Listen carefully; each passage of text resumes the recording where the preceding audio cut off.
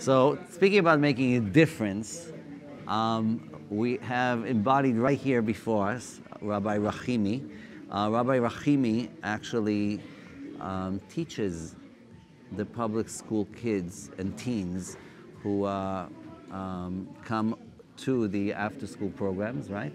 So welcome, Rabbi Rachimi. Thank you for having me. Stopping by. I know that you're very busy over there making phone calls and helping as well. And I want to ask you, this is amazing because we heard it from some of the directors, we heard from the rabbis, but you're really hands-on, with the kids. So tell us a little bit what that's like.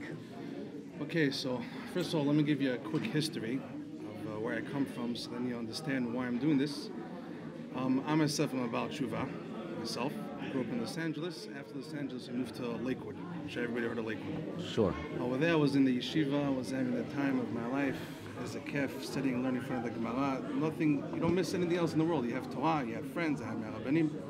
Akkad said that everything was going perfect. For some reason, I moved to Brooklyn. Whatever it was, for some reason I moved to Brooklyn. And before I moved to Brooklyn, I always told my wife, I have no clue why Hashem sent me to Brooklyn. There's got to be a reason, because it really made no sense, because everything was going well for me in Lakewood. Right. One day we're going to see the reason. I remember my Rebbe told me, don't worry, let Hashem run the world, you're going to see why you moved to Brooklyn. Right.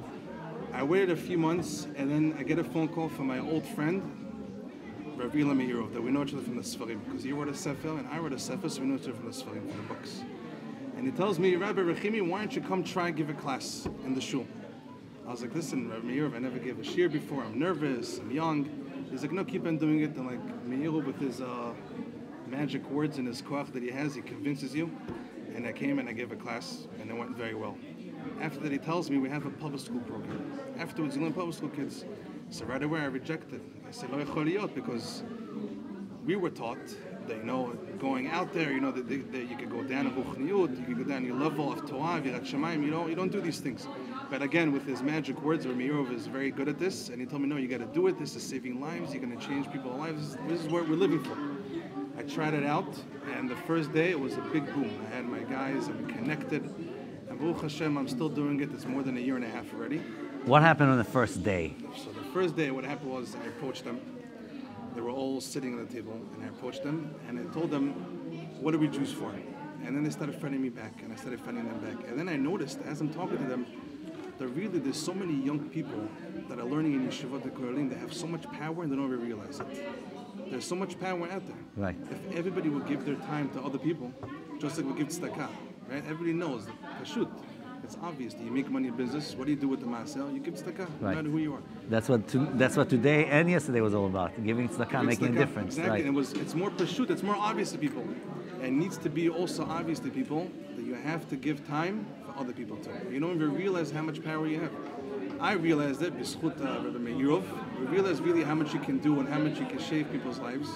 And I got more and more involved in it. Just last Shabbat, we had a Shabbaton. We had 10 guys over. A few guys was the first Shabbat ever spent. We took them to Lakewood. We took them all over to Lakewood for Shabbat. And they loved it, and we sang, and one guy took upon himself to keep Shabbat, another guy said, "I'm putting out tefillin." This is just one Shabbat that we did. How many guys were at the Shabbaton? We had 10 guys in the 10 Shabbat. guys. We had 10 guys. But they tell their friends, and they tell their friends. Sure. Godel, v'godel, v'godel. It's like a snowball, Right. It keeps on going. But there's so much work in America, I can't even imagine. There's so much work. There's so much to do. So whoever can support Chazaq, every dollar makes a huge, huge difference. There's a lot of work. Absolutely. That's what this is about. And you are hands-on testimony of the difference and that turning point from when they come into the Sunday program and when they walk out. When they walk out, they're interested in going to yeshivot, right? Is that right? So do you help out with that as well? Yes, and we help giving them yeshivot. advice in which yeshivot? Go ahead, let me hear about that. We speak with parents also. A lot of it is also we speak with parents. Just right before I came How here, do I the sat with parents? mother. So that's a good question. So parents, let's say, that are not religious, they're Jewish, which most of the United States is. They're unaffiliated. Some of them are conservative or reform, but you have a lot of unaffiliated also. So they're not connected. And then their kid knows he's Jewish, but he doesn't really know much. And then he goes to the Sunday school and he gets incredibly inspired. And he comes home and he tells them, "I love it. It's great." When you approach these parents, how do they respond? What happens there? So I'll be honest with you, most of them are right away hesitant. A lot of them are, let's say, burnt out from rabbis and different things. Chazaq is not like that. Chazaq, the staff, is very loving. The key, the secret is love. If you give ahava, if you give love and attention, you got the kids and you have the parents.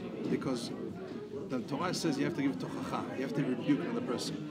The Torah says if you rebuke with hate, it's not going to work. If you rebuke out of love, automatically it's going to work. Because if you show that you love them, then they right away have pull to you, and then you can catch them. So every time, right now, before here, I met with a parent, and the first thing I told her was, I love your son. That's what I learned. That's the first thing you have to discuss, the truth. And then I proved to her why I love her son. I told her, really, I could be learning Torah. There's nothing more enjoyable in this world learning Torah. And I enjoy it very, very, very much. However, I close my Gemara, I close my books in order to come help another Jew.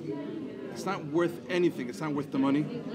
It's not worth leaving your wife and your kids. We're not getting any kavod. We're not getting any respect for this. We're not doing it for respect. We're doing it purely because I love your son. If I didn't love it, I wouldn't do this. I'm doing it to what I do for my son. It's the only reason why I'm doing it. Right. That's why it's important to support Chazaq, because they do so much work and they're so l'shem shamayim. And it's not that we don't have what to show. We have what to show. There's so many kids going to schools, yeshivot.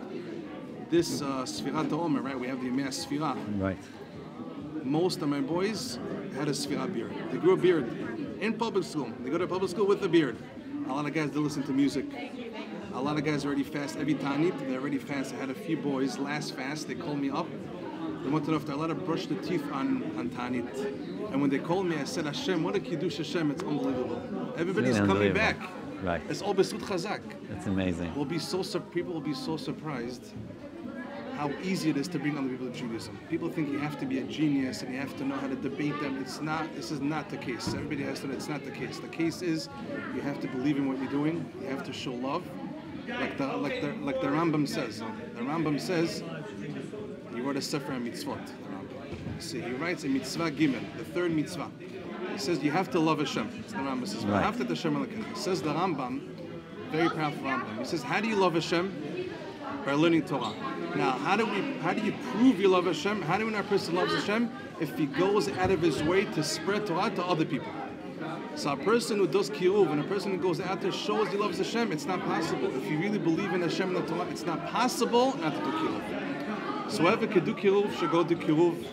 Don't be scared. It's a huge world out there, but you'll be surprised how much you can do. How much you can connect. How much you can connect. And Chazaq. And if you can't do kiruv, at least you can do a support Chazaq. That's for sure. Amazing. Rabbi Rachimi, amazing. I'm awed by your avodat kodesh, by your holy work and by the incredible things that you do and by changing kids and teens' lives forever. And keep doing what you're doing. I mean, it's amazing. And basically, for everybody who's watching, as Rabbi Rachimi said, it's all about love.